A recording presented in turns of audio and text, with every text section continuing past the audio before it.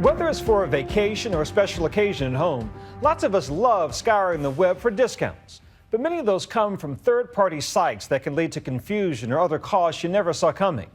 So how can you protect yourself from that irresistible sweet deal?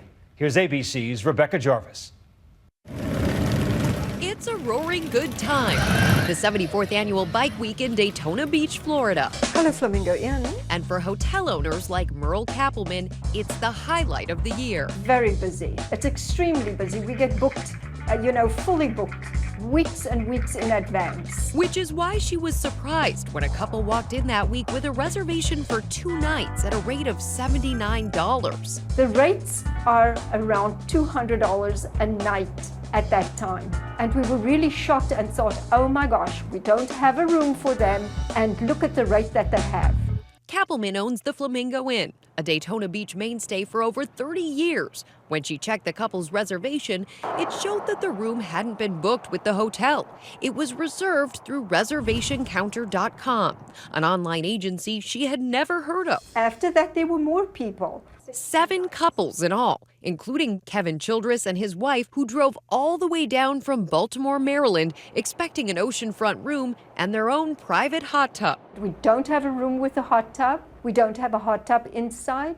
We don't have a hot tub outside. We are a reasonable, lower-priced hotel. Childress told ABC News that he thought he booked his room directly with the Flamingo Inn when he called a reservation number from what he says appeared to be the official hotel site. He failed to notice that his email confirmation wasn't sent by the hotel and learned too late that it was from a third-party site.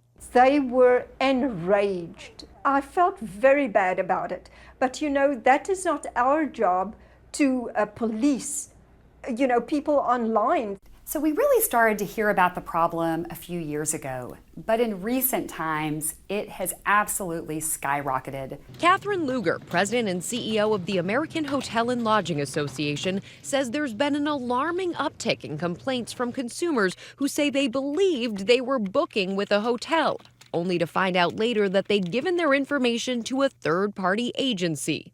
So what exactly are these third-party sites? Today, 14% of all hotel rooms sold are booked online, amounting to about $23 billion a year. The majority of these rooms are reserved through online travel agencies like Expedia.com, Priceline.com, and Booking.com, which get their inventory from hotels and other resources. But there's also a second tier of booking sites affiliated with the big-name agencies, also offering hotel rooms for sale. And this is where Luger says we run into trouble. Many of whom actually look a lot like the hotel site, but in fact they're not. These third-party sites can show up in search results as paid ads, and when consumers book a room through these sites, often unwittingly, common complaints include confusing cancellation and refund policies, ignored requests for disabled or family accommodations, lost or misbooked reservations, which, it turns out, Kappelman says, was what happened to those guests at the Flamingo Inn. ReservationCounter.com says it experienced a system error that misdirected the Flamingo Inn bookings to a Quality Inn in North Carolina, stranding the customers. It was a mistake, a glitch in the system. They promised us that they have our problem solved, and I believe them. Customers have since been refunded. Kappelman points out that all the trouble could have been avoided if they had dealt with the hotel directly. But are consumers just being careless and naive in their web searches? So I'm going to try booking the Hilton in Providence by just doing a simple Google search. We searched for Providence Hilton reservations and came up with 3 websites: reservationdesk.com/Hilton, Hilton.reservationcounter.com, and Hilton.com/Providence. All 3 had the hotel name in their web address. And it's the very first thing you see in the address is Hilton. You'd assume that's the Hilton.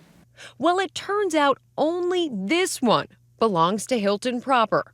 It's not difficult to see why consumers are confused by what are sometimes called mirrored sites. They use the same logo and pictures, putting the hotel brand front and center while keeping its own discreet. I can't imagine if you're the average traveler that you would think this was anything but the Hilton Providence. In fact, almost 2.5 million potentially confusing bookings are made on third-party sites each year, according to the AHLA.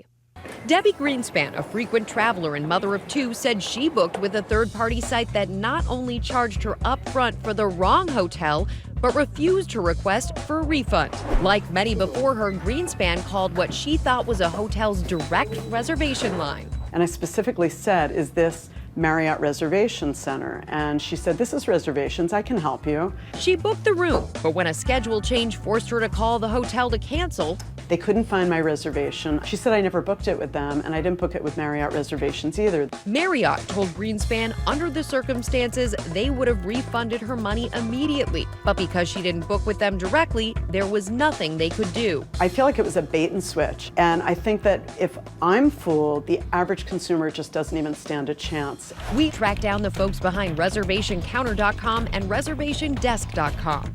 Those sites that have pages that seemingly so closely resemble official hotel sites, to ask them if their site design was deliberate, if they're trying to pass themselves off as official hotel sites. Daniel Nelson, the CEO of TravelPass, the company that owns and operates reservationcounter.com and reservationdesk.com, tells ABC News that it is not their intent to mislead the customer.